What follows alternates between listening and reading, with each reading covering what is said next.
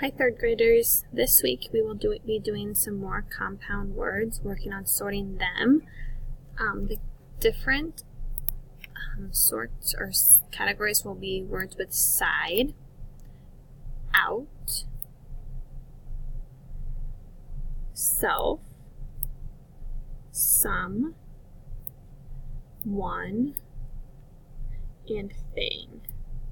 Now already I can see that something could go into either category. It could go under the some category or in the thing. So it's really up to you how you want to sort it. So I'm going to take my words and I'm just going to sort it according to the compound word or the base word. So this one would go under some. Sometime would be some. Nothing. So nothing would go under the category thing.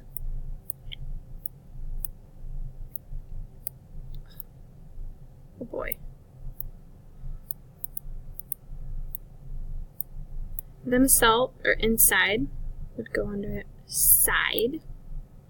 Anyone would go under the sort with one. Somebody would go under the some sort without.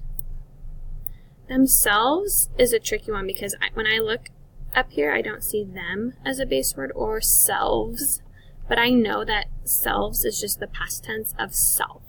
So I'm going to put that under this category. It's kind of an oddball. Everything, himself.